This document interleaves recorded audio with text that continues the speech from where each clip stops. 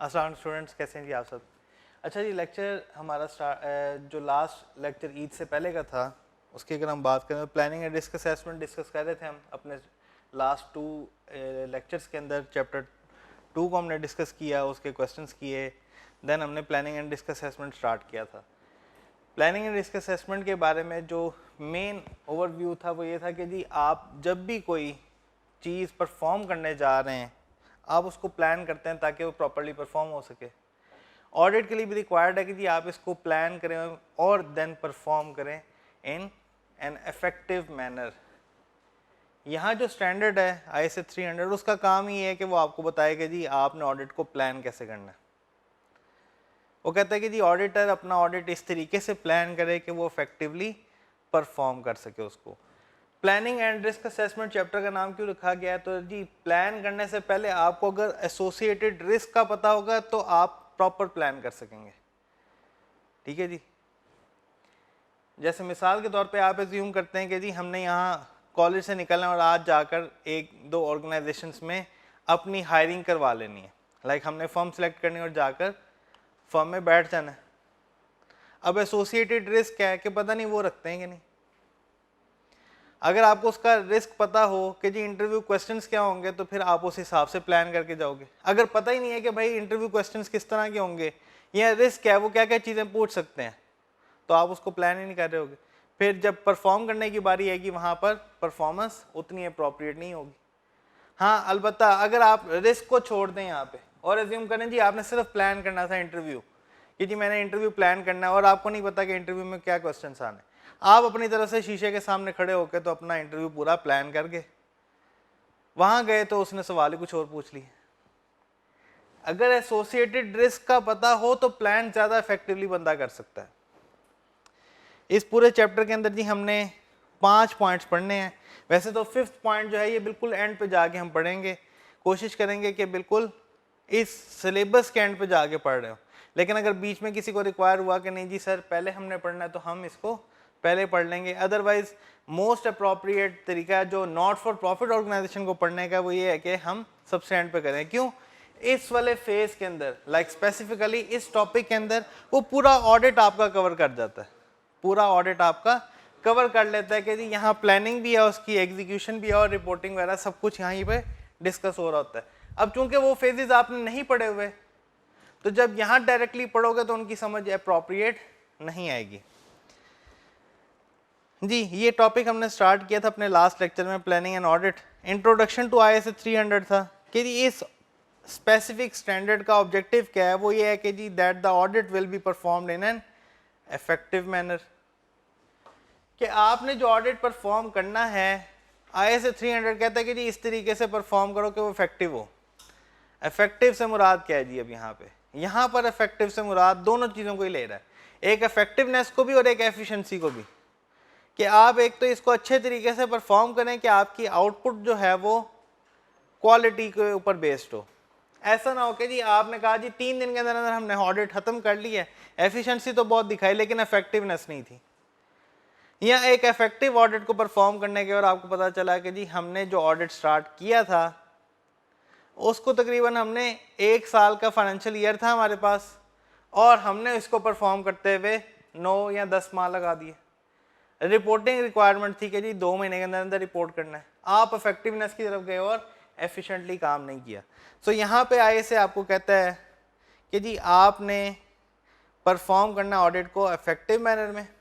दूसरे नंबर पे इसमें जो पॉइंट ज़्यादा इंपॉर्टेंट है वो ये है कि जी ISA 300 का मेन ऑब्जेक्टिव था रिकरिंग ऑडिट्स को देखना, कि रिकरिंग ऑडिट्स को प्लान कैसे करना है।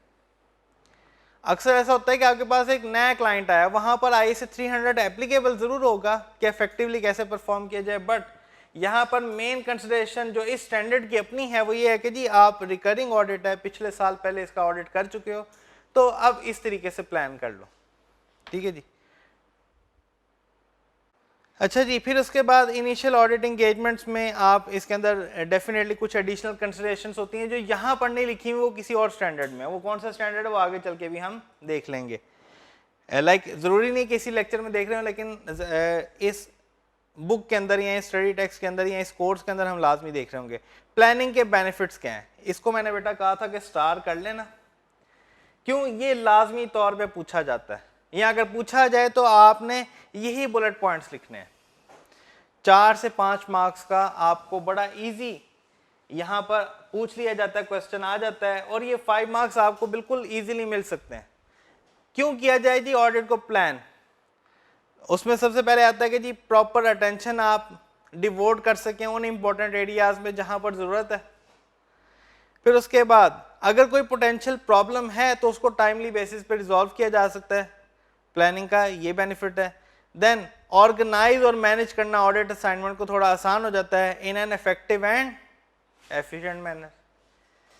जी फिर कौन से स्टाफ को आपने अपने साथ लेकर जाना है, अप्रोप्रिएट एक्सपीरियंस के साथ कौन सा स्टाफ आपके साथ यहाँ पर जाएगा, किसके पास इस तरह का स्किल है, एक्सपीरियंस है, जो इस तरह की इंडस्ट्री का पहले ऑडिट कर चुका है। तो अगर वो स्टाफ होगा आपके साथ तो वो आपको बेहतर बता सकेगा कि इसमें इस एरिया में ज़्यादा रिस्क हो सकता है। जी फिर उसके बाद allowing for the direction and supervision of staff and review of their work. ISA 300 require क्या करता है? वो कहते हैं कि जी आपने प्लानिंग के अंदर इंगेजमेंट टीम को लाजमी शामिल करना है। और डिफरेंट फेजेस हो सकते हैं प्लान करते हुए। कुछ एरियाज इस तरह के होते हैं जो फाइनेंशियल स्टेटमेंट्स के हैं, कुछ एरियाज होते हैं जो एग्जीक्यूशन लेवल के हैं, और आप कहते हो कि जी ऑडिट टीम के मेंबर्स को एक एक एरिया पे आपने प्लानिंग बतानी कि बेटा इस एरिया पे हमने ऐसे काम परफॉर्म करना है। सो इंगेजमेंट टीम को आप अपनी प्लानिंग का हिस्सा लाजमी बनाएं। उनके साथ जो क्लाइंट रिलेशनशिप है उसके प्रोसीजर परफॉर्म करने हैं, compliance of with ethical requirements जो है उसके प्रोसीजर परफॉर्म करने हैं, टर्म्स ऑफ इंगेजमेंट को आपने देखना है, अंडरस्टैंडिंग उसकी डेवलप करनी है, ओवरऑल ऑडिट स्ट्रेटजी बनानी है, और उसी की बेसिस पर आपने डिटेल्ड ऑडिट प्लान बनाना है, जो आज के हमारे इस लेक्चर का मेन ऑब्जेक्टिव भी है कि किस तरह से बनेगा। ठीक है जी। And then document the overall audit strategy, audit plan including the significant changes made during the audit। अगर आपने ये टास्क परफॉर्म नहीं किया, डॉक्यूमेंटेशन नहीं की, ओवरऑल ऑडिट स्ट्रेटजी और ऑडिट प्लान की, तो भूल जाएं कि आपने ये सारे प्रोसेसेस परफॉर्म किए थे। क्यों? जब रीजनेबल नॉन थर्ड पार्टी आएगी, रीजनेबल इन्फॉर्म्ड थर्ड पार्टी आएगी और वो रिव्यू कर रहे होंगे आपके काम का, आप कहें जी हमने प्रॉपर्ली प्लान किया था, हमने सबको शामिल किया था, इस काम में भी, इस काम में भी, इस काम में भी, और हमने स्ट्रेटजी भी बनाई, प्लान भी बनाया, बट हमने डॉक्यूमेंट नहीं किया। They will assume that no work has been performed on planning, because आपने उसको डॉक्यूमेंट ही नहीं किया। ठीक है जी। लाइक आपने क्लास ली है, लेक्चर्स लिए हैं, अगर आप उसको डॉक्यूमेंट नहीं करते, डॉक्यूमेंट किस फॉर्म में कि जी उसका आपने जो मेनली आपने अटेंडेंस रिकॉर्ड मेंटेन करना था, अपना क्लास में आए थे तो अटेंडेंस लगवानी थी, वो इंश्योर करना ज़रूरी था। अगर वो डॉक्यूमेंट पे है कि नहीं जी ये बच्चा तो एब्सेंट था आज, तो होगा क्या, घर कॉल चली जाएगी कि हमने डॉक्यूमेंटेशन की बेसिस पर देखना होता है ना कि यहाँ पर कौन सा बच्चा अटेंड कर रहा था क्लास, कौन सा नहीं। तो अब अटेंडेंस को इंश्योर करना ज़्यादा ज़रूरी वहाँ पर। जी उन्हीं जो रिक्वायरमेंट्स को भी हम ऊपर पढ़ रहे थे वही यहाँ पर डिटेल में नीचे आ गई हैं। इन्वॉल्वमेंट ऑफ की मैनेजमेंट टीम में इंगेजमेंट टीम मेंबर्स, हमने कहा जी इसके अंदर सबसे पहले तो आप तमाम उन लोगों को शामिल करें जो इस टीम का हिस्सा हैं। ठीक है जी। इंगेजमेंट पार्टनर अंदर key members of the engagement team to be involve in planning the audit including participating and planning in the discussion among engagement team member to enhance efficiency and effectiveness of the planning process। preliminary engagement activities कि quality control पे आपने focus रखना है, ये देखना है कि हमारे पास जो स्टाफ है, हमारे पास जो टाइम है, ये सारे रिसोर्सेज जो हैं हमारे पास क्या एडिक्वेट हैं कि नहीं है, हम एथिकल रिक्वायरमेंट से कंप्लाई कर सकते हैं, क्या क्लाइंट की इंटेग्रिटी पर तो कोई क्वेश्चन मार्क नहीं आ रहा, देन क्या कोई सिग्निफिकेंट मैटर्स हैं जो कि आपको पिछले सालों में कहीं नज़र आए हों या इस साल में कहीं नज़र आ रहे हो। देन इवेल्युएट करें जी compliance with ethical requirements, independence को चेक करें और टर्म्स ऑफ इंगेजमेंट डिफाइन करें। प्लानिंग एक्टिविटीज़, ऑडिटर का मेन काम है to establish audit strategy which will then convert into an overall audit plan. ठीक है जी। तो स्कोप, टाइमिंग एंड डायरेक्शन यहाँ पर सेट करनी है। In establishing the overall audit strategy the auditor shall identify the characteristics of the engagement. ठीक है जी। अब वो नीचे यहाँ पर आने भी हैं पॉइंट्स के कैरेक्टरिस्टिक्स ऑफ द एंगेजमेंट होती क्या है, यहाँ से एक एक करके हम साथ साथ देखते भी जाते हैं कि फाइनेंशियल रिपोर्टिंग फ्रेमवर्क कौन सा यूज होना है। लाइक IFRS यूज हो रहे हैं या IFRS फॉर SMEs यूज हो रहे हैं, रिपोर्टिंग फ्रेमवर्क डिफाइन करें। अब ये वही चीजें हैं जो आपने इनिशियली एंगेजमेंट लेटर और उससे पहले प्री कंडीशंस ऑफ ऑडिट इन सब के अंदर आइडेंटिफाई किए थे कि भाई एप्लीकेबल फाइनेंशियल रिपोर्टिंग फ्रेमवर्क क्या होगा। प्लान करते हुए देखें अच्छा ये वाला स्टैंडर्ड्स हैं, ठीक है। अब यहाँ पर देखें क्या कोई इंडस्ट्री स्पेसिफिक रिपोर्टिंग रिक्वायरमेंट्स हैं, you will have to plan them accordingly. फिर location of the components of the entity, like subsidiary कहाँ पे है, ब्रांच ऑफिसेज हैं तो कहाँ कहाँ पे हैं, फैक्ट्री या हेड ऑफिसेज कहाँ कहाँ पर लोकेटेड हैं इनके, किन बिजनेस सेगमेंट्स का आपने ऑडिट करना है, ठीक। और यहाँ पर कोई क्या स्पेशलाइज्ड नॉलेज की हमें ज़रूरत है, स्पेशलाइज्ड नॉलेज से मुराद क्या है। अब हो सकता है कि आप जिस क्लाइंट का ऑडिट कर रहे हैं वो स्पेसिफिकली टेक्सटाइल का मैन्युफैक्चरर है। अब यहाँ पर सबसे बड़ा टास्क आपके लिए जो होता है दैट इज टू इवेल्युएट और value work in progress. Management ने वैल्यूएशन की भी है, इसको टेस्ट करना भी एक काम है। ऑडिटर चेक कैसे करेगा कि वाकई ही ये टेक्सटाइल वालों ने जो लिखा हुआ है कि भाई इतना हमारा वर्क इन प्रोग्रेस है, ये है भी कि नहीं। अगर है और वो यूं समझे कि कॉटन उनके पास रिसीव हुई, पॉलिस्टर उनके पास रिसीव हुआ, उसकी बेसिस पर आगे उन्होंने पहले धागा बनाया, देन उसके बाद उसकी निटिंग की, वीविंग की, ये सारे प्रोसेसेस उसके परफॉर्म किए, ठीक है। फिर स्टिचिंग की, देन उसके बाद उसकी फिनिशिंग की, देन पैकिंग की। अब यहाँ पर कौन सा प्रोसेस किस लेवल पर है और इस वर्क इन प्रोग्रेस पे कितने ओवरहेड्स एलोकेट हो चुके हैं, स्टेज ऑफ कंप्लीशन कितनी है। अब IS2 तो आपको बड़ा इजीली कह देता है कि जी स्टेज ऑफ कंप्लीशन देखो, उस हिसाब से इसको ओवरहेड्स एलोकेट कर दो। या जो आप मैनेजमेंट अकाउंटिंग के थोड़े बहुत कॉन्सेप्ट्स पढ़ते हैं उसमें क्या पढ़ते हैं कि जी यहाँ पर आप ABC कॉस्टिंग या इस तरह की कॉस्टिंग टेक्निक्स यूज कर लें, ऐसे ही जी।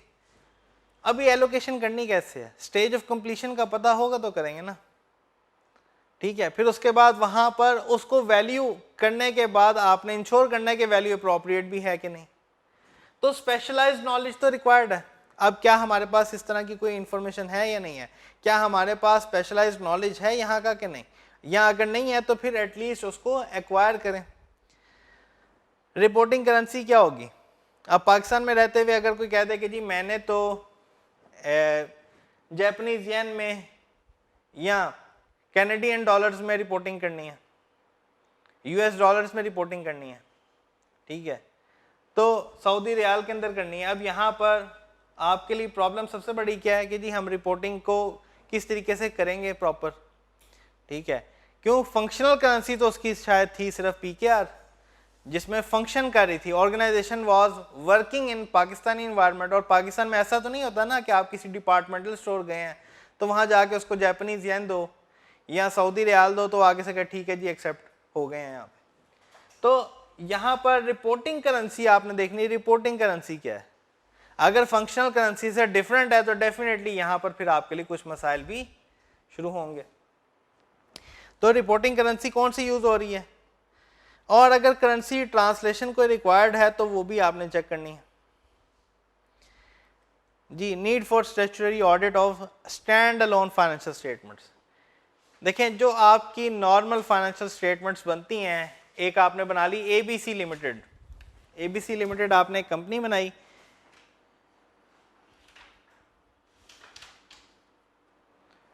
ये जो कंपनी है आपकी ये एक स्टैंड अलोन कंपनी है, अनलेस कि ये किसी की सब्सिडरी ना बन जाए या किसी की पेरेंट ना बन जाए। अगर ये पेरेंट और सब्सिडरी बन गई तो फिर डेफिनेटली या तो इसके फाइनेंशियल स्टेटमेंट्स को कोई और कंसोलिडेट कर रहा होगा या ये शायद अपनी किसी सब्सिडरी के साथ अपने फाइनेंशियल्स को कंसोलिडेट कर रही हो। लेकिन अगर ये सिर्फ अपने सेपरेट फाइनेंशियल स्टेटमेंट्स बनाएगी तो that will be known as stand alone financial statement. क्या हमने स्टैट्यूटरी ऑडिट किसका करना है, स्टैंड अलोन फाइनेंशियल स्टेटमेंट्स का या कंसोलिडेशन का या दोनों का। देखिए पाकिस्तान के अंदर कंपनीज एक्ट अब जब आप पढ़ते हैं उसको तो वहां पर स्पेसिफिकली लिखा हुआ है if the company is a parent तो उसके लिए मेन रिक्वायरमेंट है to submit consolidated financial statements to the SECP। तो क्या स्टैंड अलोन बनाने की जरूरत है? हम कहते हैं जी डेफिनेटली जब तक स्टैंड अलोन नहीं बनेंगे हम कंसोलिडेशन नहीं कर सकते। क्या स्टैंड अलोन का ऑडिट होने की भी जरूरत है? यहाँ पर प्लानिंग के अंदर वो आइडेंटिफाई कर रहे हैं। Whether the entity has an internal audit function, and if so, whether in which areas and to what extent the work of function can be used, or internal auditors can be used to provide direct assistance for the purpose of audit। यहाँ पर दो बातें लिखी हुई हैं जी। इनका पहले से परफॉर्म किया हुआ काम, the work of the function can be used। Function से मुराद यहाँ इंटरनल ऑडिट फंक्शन है कि आप इस इंटरनल ऑडिट फंक्शन का काम यूज कर सकते हैं। दूसरे नंबर पे अगर इनका प्रीवियसली परफॉर्म किया हुआ काम यूज नहीं करना तो क्या हम इनको ये कह सकते हैं कि हमारे साथ मिल जाओ ऑडिट टीम के अंदर और यहाँ पर आकर काम परफॉर्म कर दो। इसको हम नाम देते हैं डायरेक्ट असिस्टेंस का, कि भाई हमारे असिस्टेंट के तौर पे काम कर लो। अभी अक्सर ऑर्गेनाइजेशन इजाजत दे भी देती हैं, लेकिन यहाँ पर फिर पूरा इंटरनल ऑडिट वाला एक सेक्शन है जिसको हम रीड करेंगे, पढ़ेंगे, देखेंगे उसमें कि डायरेक्ट असिस्टेंस कहाँ पर ली जा सकती है, कहाँ पर प्रीवियसली इंटरनल ऑडिट फंक्शन जिसने काम किया हुआ उसका काम यूज किया जा सकता है, हम ये देखेंगे। और अगर नहीं कर सकते तो फिर आपने वो भी डॉक्यूमेंट करना है कि भाई हम इंटरनल ऑडिटर का काम यूज ही नहीं कर रहे। ठीक है। Expected use of audit evidence obtained in previous audit. जी अगर कोई प्रीवियसली ऑडिट एविडेंस ऑब्टेन किया था तो क्या हम उसको यूज कर सकते हैं? लाइक आपने कंट्रोल सिस्टम को एक बार डॉक्यूमेंट किया, इस बार आपने जाकर पूछा कि जी सिस्टम में क्या कोई चेंज है, उन्होंने कहा नहीं जी कोई चेंज नहीं है, तो जरूरत ही नहीं है कुछ चेंज करने की। हाँ अलबत्ता आप मोस्ट ऑफ द आइटम्स को एक बार सिर्फ टेस्ट कर लोगे कि भाई जो पिछली बार हमने डॉक्यूमेंट किया था, टेस्ट ऑफ कंट्रोल परफॉर्म करके ये देख लेंगे कि भाई कंट्रोल्स वैसे ही चल रहे हैं कि नहीं चल रहे। ठीक है। अभी इस चीज़ को शायद समझना उतना आसान नहीं है, लेकिन जो एग्जांपल मैंने बताई है, लाइक ये एग्जांपल जो बाद में मैंने दी थी कि टेस्ट ऑफ कंट्रोल परफॉर्म करके देख लें कि भाई हमने जो कंट्रोल सिस्टम जैसे एडिक्वेट टेस्ट किए थे क्या वैसे के वैसे ही चल रहे हैं जैसे पिछले साल थे। आपको पता था कि जी पिछले साल जो सेग्रीगेशन ऑफ ड्यूटीज़ है, सेग्रीगेशन ऑफ ड्यूटीज़ तो पहली बार नहीं ना पढ़ रहे हैं। सेग्रीगेशन ऑफ ड्यूटीज़ क्या होती है कि जी यहाँ पर सेल्स ऑर्डर जनरेट करने वाला बंदा डिफरेंट है, गुड्स को इकट्ठा करके डिस्पैच करने वाला बंदा डिफरेंट है, उसको इंस्पेक्ट करने वाला बंदा डिफरेंट है कि भाई ये गेट से सिर्फ वही गुड्स निकल रही हैं जो ऑर्डर में आई थी। देन उसके अगेंस्ट इनवॉइस इशू करने वाला और रिसीव करने वाला उस इनवॉइस के अगेंस्ट पैसे, ये सारे बंदे डिफरेंट हैं। अब यहाँ से अपेरेंटली ये कंट्रोल सिस्टम एक अच्छा लग रहा है हमें। हमने कहा जी इसी सिस्टम को दोबारा चेक कर लो कि क्या ये सिस्टम वैसे का वैसे ही चल रहा है जैसा पिछले साल था। तो यहाँ पर प्रीवियसली जो आपने एविडेंस ऑब्टेन किया हुआ है प्रीवियस ऑडिट्स में, हम कहते हैं जी क्या उसको यूज किया जा सकता है? तो वो डिपेंड करता है कि हम रिस्क असेसमेंट जो परफॉर्म करते हैं उसका रिजल्ट क्या आता है। जी इफेक्ट ऑफ आईटी क्या होगा? लाइक हम क्या कंप्यूटर असिस्टेड ऑडिटिंग टेक्निक्स को यूज कर सकते हैं? इसको अक्सर नाम दिया जाता है कैट्स का। क्या नाम दिया जाता है जी? Cat.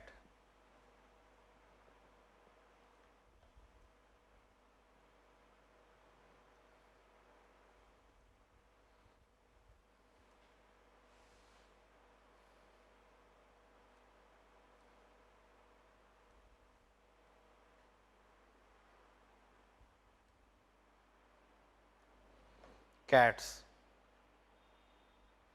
Computer aided auditing techniques भी कहते हैं इसको, कि कंप्यूटर की मदद से ऑडिट परफॉर्म किया जा रहा है। कंप्यूटर की मदद लेकर आप टेक्निक जो यूज़ कर रहे हैं ऑडिट करने की उसको कंप्यूटर एडेड ऑडिट टेक्निक भी कहा जाता है और कंप्यूटर असिस्टेड ऑडिटिंग टेक्निक भी कहा जाता है।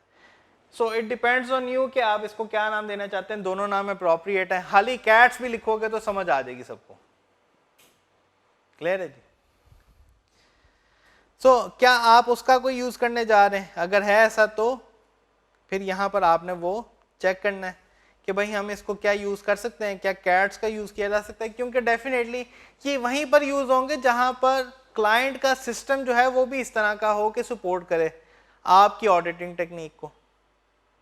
ऐसा ना हो कि आप अपनी तरफ से पूरा एक सॉफ्टवेयर बनाकर लेके गए, क्लाइंट ने कहा जी हम तो आज के दौर में भी अपने पास लेजर या कैश बुक जो है वो हार्ड फॉर्म में मेंटेन कर रहे हैं, मैनुअली मेंटेन कर रहे हैं, या एक्सेल के अंदर मेंटेन कर रहे हैं, ऐसी सिचुएशन के अंदर कैट्स का काम जो है वो काफ़ी हद तक ख़त्म ही हो जाता है, आप उसमें कोई काम नहीं कर सकते। ठीक है जी। Coordination of the expected coverage and timing of audit work, like timing क्या होगी ऑडिट की, आप इंटरिम कोई ऑडिट करना चाहते हैं वो भी यहाँ पर मौजूद है, कोई रिव्यूज़ परफॉर्म करने हैं या फाइनल ऑडिट पे ही आना तो वो भी इसी तरह से। क्लाइंट का रिकॉर्ड और क्लाइंट के लोग कब कब अवेलेबल होंगे, उनकी प्लानिंग सारा कुछ यहीं पर ही आपके पास स्कोप के अंदर आ जाती है। कैरेक्टरिस्टिक्स ऑफ द एंगेजमेंट, उसके अंदर आपने स्कोप भी देख लिया और साथ में ये भी देख लिया कि क्लाइंट का रिप्रेजेंटेटिव्स जो है वो किस टाइम पे अवेलेबल होंगे। दूसरी हमारे पास है एसरटेन द और reporting objective of the engagement to plan the timing of the audit and the nature of communications required. Reporting objective क्या है जी, एसरटेन करें रिपोर्टिंग के ऑब्जेक्टिव्स क्या हैं, ताकि उसकी बेसिस पर आप अपनी डेडलाइंस बना सकें कि भाई हमने ये काम इतनी देर तक कंप्लीट करना है। सबसे पहले नंबर पे क्या एंटिटी सिर्फ फाइनल ऑडिट करवा रही है, इंटरिम भी करवा रही। अगर इंटरिम ऑडिट करवा रहे हैं तो ऐसी सिचुएशन के अंदर ज़रूरी है कि आप इनका टाइम टेबल लें और उसके मुताबिक आपने अपना ऑडिट जो है उसको प्लान करना है। इतने दिन का टाइम है हमारे पास, timing. Organization of meeting with management and those charged with governance to discuss the nature, timing and extent of audit work। कि जी हम मीटिंग्स ऑर्गेनाइज करेंगे, उनको बता देंगे जी इस डेट को आप मीटिंग स्केड्यूल कर लें, हमारी कोशिश होगी कि इन डेट्स को हम चेंज ना करें और इन्हीं डेट्स पे आप लोगों के साथ मीटिंग करके तो अपना काम क्लोज करें। जी discussion with management and those charge with governance regarding the expected type and timing of reports to be issued, उनके साथ डिस्कस करें कि जी हम कब कब उनको रिपोर्ट कर रहे होंगे, ऑडिटर्स कब कब मैनेजमेंट को रिपोर्ट कर रहे होंगे कि भाई ये डेफिशिएंसीज हैं, ये हमारी ऑडिटर्स रिपोर्ट है, ये हमारी कम्युनिकेशन है विद दोस्त चार्ज विद गवर्नेंस। ये सारी चीज़ें आप जो रिपोर्ट करने जा रहे हैं इनकी टाइमिंग का भी उनसे डिस्कस कर लें। टाइमिंग सेट हो रही है ऑडिट की। Discussion with management regarding the expected communication of the status of audit work through out the engagement, कि जी हम आपको टाइमली बेसिस पे, वीकली बेसिस पे आपको रिपोर्ट कर रहे होंगे या वीकेंड पे हम आपको लाजमी रिपोर्ट कर देंगे, सैटरडे को या फ्राइडे को, जो भी आपकी ऑर्गेनाइजेशन का अपना वीकेंड हुआ करेगा कि जी आज वीकेंड है हमारा और हम आपको वीकेंड से पहले पहले बता देते हैं कि जी ये हमने इस वीक में ये हमारी प्रोग्रेस रही है। ये आप बताना चाहें तो उनको यहाँ पर प्लान कर लेंगे जी हम वीकेंड्स पे उनको रिपोर्ट किया करेंगे। Expected nature and timing of communication among the engagement team members including nature and timing of team meetings and timing of the review of work performed।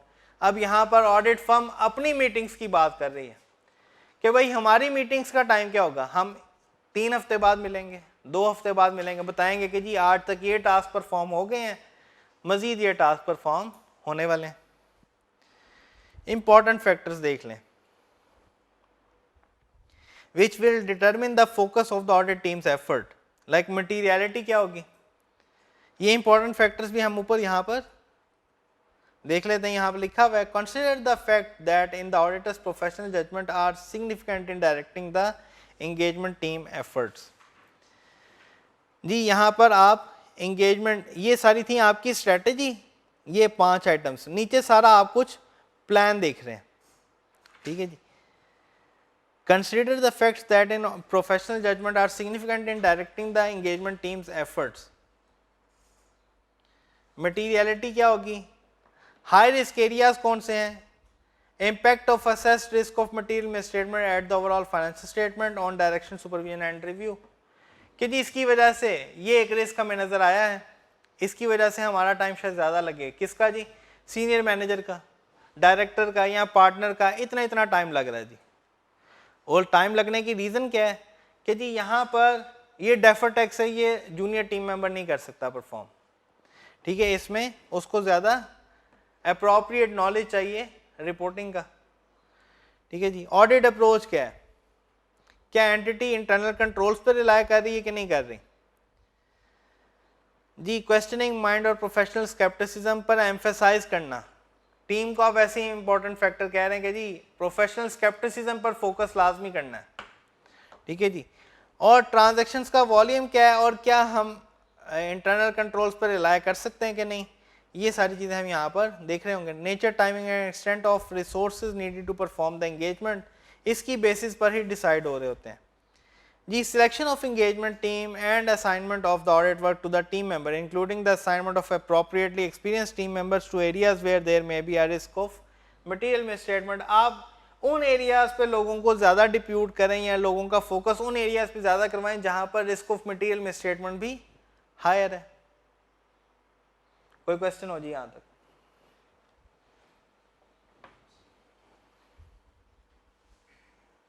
अच्छा जी, इंगेजमेंट बजटिंग। इंगेजमेंट बजटिंग भी again यहाँ पर ही हमारा point था कि जी ये consider the result of preliminary engagement activities और nature and nature timing extent of resources necessary to perform the engagement, इन दोनों का मिक्स ही अब उन्होंने नीचे परफॉर्म करना स्टार्ट कर दिया जी। इंगेजमेंट बजटिंग बल्कि nature extent and timing of resources यहाँ पर उन्होंने कंप्लीट कर दी, यहाँ पर इन्होंने सिर्फ इंगेजमेंट बजटिंग की बात की है। Once the overall audit strategy has been established, the auditor can develop the more detailed audit plan. Audit plan में क्या है, रिस्क ऑफ मटेरियल मिसस्टेटमेंट्स क्या हैं और फिर उसके ऊपर क्या प्रोसीजर परफॉर्म करने हैं वो यहाँ पर बताएंगे। Plan further audit procedure for each material audit area, her area जो कि मटेरियल लगता है टू द फाइनेंशियल स्टेटमेंट, उन पर क्या हमारे प्लान ऑडिट प्रोसीजर्स होंगे वो यहाँ पर लिख लें जी। The audit procedure to be performed by audit team members will be those needed in order to obtain sufficient and appropriate audit evidence and reduce audit risk to an acceptably low level। जी जो भी आप audit procedure perform करेंगे या आपकी team perform करेगी वो किस काम के लिए होगा कि ऑडिट रिस्क आपका रिड्यूस हो जाए to an acceptably low level, और दूसरे नंबर पे sufficient appropriate audit evidence obtain हो जाए। वो कहते हैं जी ऑडिट रिस्क आपके पास अगले सेक्शन में है कि ऑडिट में सफिशिएंट अप्रोप्रिएट ऑडिट एविडेंस होता है क्या, ये अगले चैप्टर्स में हमने पढ़ना है। अभी ऑडिट रिस्क भी अगला सेक्शन है और सफिशिएंट अप्रोप्रिएट ऑडिट एविडेंस भी अगला सेक्शन या अगले चैप्टर्स में आएगा। तो अभी इस पॉइंट को छोड़ दें कि ये क्या चीज़ें थी। है these procedures will be set out in a series of audit programmes. जो भी काम आप परफॉर्म कर रहे हैं, जो भी चीज़ें डिस्कस कर रहे हैं, जो भी प्रोसीजर्स हैं आपके, वो आप ऑडिट प्रोग्राम में डिफाइन करते हैं कि we are planning to perform these audit procedures, that is our programme. कैसे परफॉर्म करना है, are set of instructions to the audit team specifying the audit procedures that should be performed in each of the areas of the audit. Now let's come to the documentation के जी documentation क्या होगी, किस चीज को document करना। हमने कहा जी जो ऑडिट स्ट्रेटेजी आपने बनाई, जो ऑडिट प्लान आपने बनाया, और अगर ओवरऑल ऑडिट स्ट्रेटेजी और ऑडिट प्लान में कोई चेंज किया है तो वो भी यहां पर रिपोर्ट करेंगे। ये आपकी डॉक्यूमेंटेशन है। वैसे तो इससे आगे चल के जब रिस्क ऑफ मटेरियल मिसस्टेटमेंट भी देख लेंगे तो जब क्वेश्चन आएगा तो वो हो सकता है अगर तो 1 या 1.5 मार्क का तो यहां तक ये पॉइंट जस्टिफाइड है, आप यही लिखें। लेकिन अगर 3 मार्क्स का आ जाता है कि ऑडिट डॉक्यूमेंटेशन के अंदर क्या क्या चीज़ें शामिल होनी चाहिए एट द प्लानिंग स्टेज, तो वहां पर फिर आपने अगर 3 मार्क्स का है तो रिस्क ऑफ मटेरियल मिसस्टेटमेंट भी लिखना है कि assessed risk of material misstatement क्या है। साथ ही साथ आपने देखना है कि जी कि हम किस टाइम पर कम्युनिकेशन कर रहे होंगे विद मैनेजमेंट, दोस्त आर विद गवर्नेंस, डेडलाइन या टीम मेंबर्स के साथ जो मीटिंग्स हैं वो क्या क्या किस किस डेट पे हैं, ये चीज़ भी आप डॉक्यूमेंट करते हैं। ये प्लानिंग का ही हिस्सा होती हैं।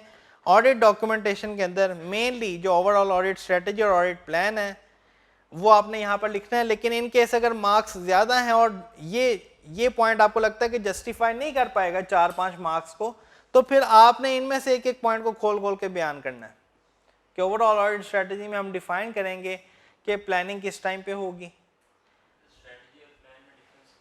स्ट्रेटेजी सिर्फ यूँ समझें कि एक आपने डिफाइन कर दी कि ये प्रोसेसेस होंगे हमारे, कौन सा बंदा क्या काम परफॉर्म करेगा ये डिसाइड होगा प्लान में जाके। लाइक हमने कहा जी 2 लोग लगा देंगे जो प्रॉपर्टी प्लांट इक्विपमेंट को वेरीफाई करें, दैट वाज द स्ट्रेटजी। कौन से 2 लोग, ये डिफाइन होगा ऑडिट प्लान में। और कौन सा बंदा क्या काम परफॉर्म कर रहा होगा, his main responsibility will be to verify additions, his main responsibility like for the second person हम कह रहे हैं his main responsibility would be to verify the disposals. Depreciation charge will be recalculated by this person, ठीक है जी। Depreciation on disposal will be performed by this person. ये जो चीज़ें आप डिफाइन कर रहे हैं ये ऑडिट प्लान में आ जाती हैं। लेकिन आपने सिर्फ कह दी प्रॉपर्टी प्लांट इक्विपमेंट, यहाँ पर एडिशंस बहुत हुई हैं, डिस्पोजल्स बहुत हुई हैं, इस वजह से हाई रिस्क एरिया, 2 लोग हम यहाँ पर लगाएंगे। They will perform task in 2 days। अब 2 दिनों के अंदर प्लान जो कर रहे हैं वो कहते हैं कि जी हम 6 घंटे में एडिशन सारी वेरीफाई कर लेंगे, 1 घंटे में मैं डेप्रिसिएशन चार्ज कैलकुलेट कर लूँगा एडिशंस का। दूसरे बंदे ने कहा जी मैं भी तकरीबन 6 से 7 घंटे लगाऊंगा और इसको परफॉर्म कर दूंगा डिस्पोजल्स की वर्किंग को, डेप्रिसिएशन ऑन डिस्पोजल मुझे अगला दिन लगेगा। तो ठीक है, वहां पर उसने अगर प्लान किए इस तरीके से तो डेफिनेटली, अब प्लान के अंदर डेफिनेटली अब आपके जहन में आ रहा होगा कि सर हो सकता है प्लानिंग के टाइम पे कोई बंदा कह दे कि जी मुझे इतना टाइम लगेगा, हालांकि उतना तो नहीं लगना।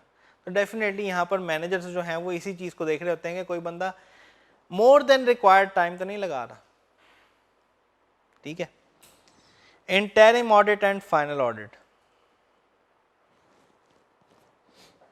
जी इंटरिम ऑडिट और फाइनल ऑडिट के बारे में हमने स्लाइड्स के अंदर थोड़ा सा पढ़ा था कि एक ऑडिट को आप 1 से ज़्यादा सिटिंग्स के अंदर परफॉर्म कर रहे हैं। उसकी रीज़न क्या है, ताकि आप टाइम बचा लें। क्यों, ईयर एंड है और आपका ईयर एंड के साथ साथ बाकी कंपनीज का भी ईयर एंड है। लाइक ABC लिमिटेड था, इसका ईयर एंड बन रहा है 31 दिसंबर। इनकी रिपोर्टिंग रिक्वायरमेंट है कि जी हमने 2 मार्च तक अपने फाइनेंशियल स्टेटमेंट्स जो हैं इनको पब्लिश करवा देना है। इसका मतलब क्या हुआ कि आपके पास शायद ये 2 मार्च को जो पब्लिश करवाने जा रहे हैं, शायद इससे भी 20-25 दिन पीछे आपको जाना पड़ेगा। और अगर AGM जो है इन्होंने 20 से 25 दिन पीछे रखी हुई तो डेफिनेटली आपको अपना उससे भी 20-22 दिन पीछे जाना पड़ेगा। 21 दिन का जो टाइम हुआ तो फिर आपको डेफिनेटली पीछे जाना पड़ेगा। और आप कहते नहीं हमारे पास तो शायद टाइमलाइन जो है या टाइम फ्रेम जो है वो 25 जनवरी की डेट बन रही है। अब 25 जनवरी को हमारा ऑडिट कंप्लीट हो। अब ये एक बड़ी एंटिटी है, 25 जनवरी तक ऑडिट कंप्लीट भी नहीं हो सकता, 25 दिन में तो नहीं ऑडिट होता ना। आपने कहा जी हम ऐसा करते हैं 2 सिटिंग्स के अंदर ऑडिट परफॉर्म कर लेते हैं। पहले आकर मेन 6 मंथ्स का हम पहले परफॉर्म कर देंगे, बाकी का हम बाद में आके परफॉर्म कर देंगे। वहाँ डिफरेंट लेवल्स पे डिफरेंट आपके ऑडिट प्रोसीजर्स होंगे। वो यही बात कर रहा है कि जी हो सकता है कि आप इसको 2 फेजेस के अंदर स्प्लिट कर लो, खासकर लार्ज ऑडिट को। Much of the systems assessment work and transaction testing will be carried out at the interim audit. Verification of transactions, ये सेल हुई थी कि नहीं थी हुई, परचेज हुई थी कि नहीं थी हुई, ये चीजें आप शायद इंटरिम ऑडिट के अंदर ज्यादा एम्फेसाइज कर रहे हैं।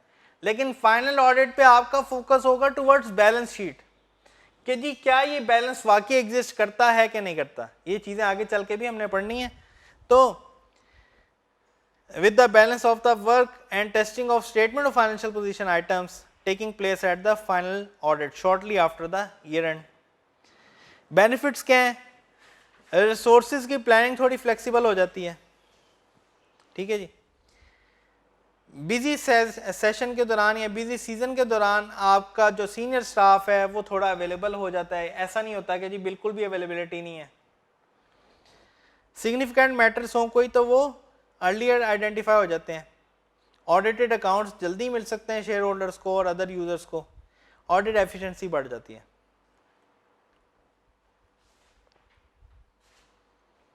जी ISA 330 यहाँ पर कहता है कि जितना ज़्यादा रिस्क ऑफ मटेरियल में स्टेटमेंट होगा, ऑडिटर की भी कोशिश होगी कि सब्सटेंटिव प्रोसीजर में ईयर एंड के पास लगाऊं। अब ऐसी सिचुएशन के अंदर फाइनल ऑडिट ज़्यादा इंपॉर्टेंट हो जाता है, इंटरिम ऑडिट इतना इंपॉर्टेंट नहीं रहता। Typically interim audit procedure include entity के बारे में और उसके इन्वायरमेंट के बारे में, उसके इंटरनल कंट्रोल्स के बारे में अंडरस्टैंडिंग ऑब्टेन करना, ये आपका इंटरिम ऑडिट का काम हो सकता है। मटीरियलिटी क्या होगी वो आप कैलकुलेट कर सकते हैं इंटरिम में। रिस्क ऑफ मटेरियल में स्टेटमेंट तो उसके रिस्पॉन्सेज आप वहीं पर आइडेंटिफाई कर सकते हैं इंटरिम के दौरान। ऑपरेटिंग इफेक्टिवनेस ऑफ कंट्रोल है, प्रीलिमिनरी एनालिटिकल प्रोसीजर्स हैं, ये सारी चीज़ें आप चेक कर सकते हैं इंटरिम ऑडिट के दौरान। टिपिकल फाइनल ऑडिट प्रोसीजर्स क्या हैं, सब्सीक्वेंट इवेंट्स को चेक करते हैं, गोइंग कंसर्न को चेक करते हैं। फाइनल एनालिटिकल प्रोसीजर्स हैं, test to ensure conclusion formed at interim audit remain valid. Third party से कंफर्मेशन जो लेनी है, चूंकि ईयर एंड के बैलेंस को कंफर्म करना तो इस वजह से फाइनल ऑडिट में काम किया जाता है। रिटर्न रिप्रेजेंटेशंस लेनी है। अब इसमें बहुत सारी चीज़ें जो आपके पास चैप्टर 13, 14 से आ रही हैं, चैप्टर 14 से आ रही हैं या चैप्टर नंबर 10 से आ रही हैं, तो इस वजह से यहाँ पर कुछ चीज़ों की आपको शायद समझ ना आ रही हो। लाइक रिटर्न रिप्रेजेंटेशन क्या होती है, ये सिर्फ एक लिखी हुई बात है कि जी मैनेजमेंट आपको खुद हाथ से लिख के दे दे कि जी हाँ ये डाटा जो था ये बिल्कुल एक्यूरेट था।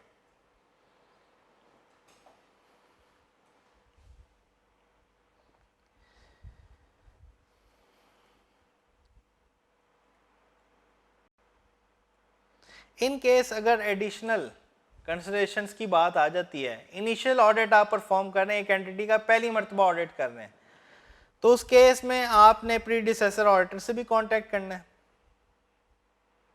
और उसे कहना है कि भाई हमने कंसेंट तो आपसे ले ली कि ठीक है जी कोई मसला नहीं, हम ऑडिट परफॉर्म कर सकते हैं, आपने प्रोफेशनली क्लियर कर दिया, हमें वर्किंग पेपर्स भी शेयर कर दें।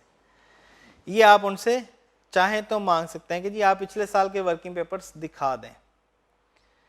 कोई मेजर इश्यूज हैं तो वो डिस्कस करें विद मैनेजमेंट।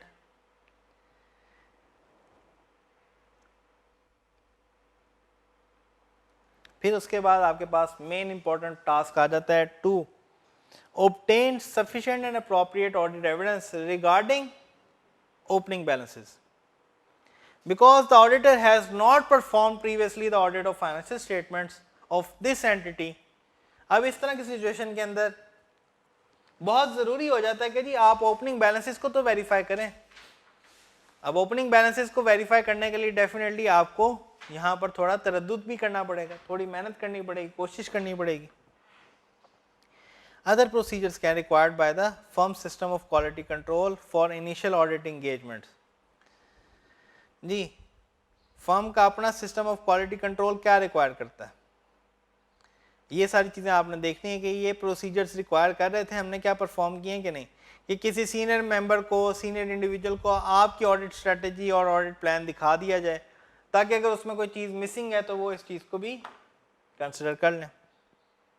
डॉक्यूमेंटेशन अगेन वही है जो वहां ऊपर पढ़ के हैं। क्लियर है जी? जी टॉपिक यहीं पे क्लोज हो गया हमारा। कोई क्वेश्चन हो तो पूछ लीजिएगा।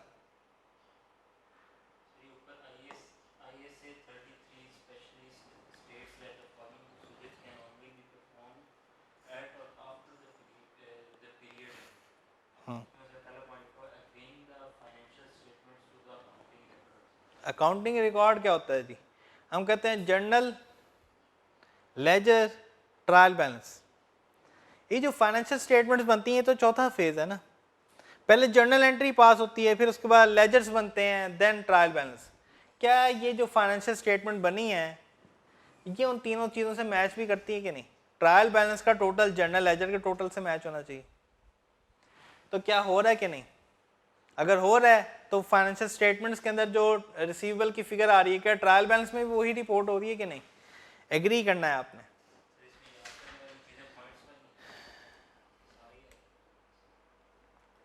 बेटा इंटरिम ऑडिट प्रोसीजर्स एक मरतबा शायद उसने सिर्फ टेस्ट किया आपको कि कौन कौन से परफॉर्म होने चाहिए, अदरवाइज ये कॉन्सेप्चुअल है ज़्यादातर। ठीक है कि प्लानिंग के अंदर हमें क्या क्या चीज़ें शामिल करनी चाहिए। ठीक है जी, कल इंशाल्लाह यहीं से आगे स्टार्ट करेंगे जी, understanding the business and materiality. ठीक है जी, सेशन हम क्लोज कर रहे हैं।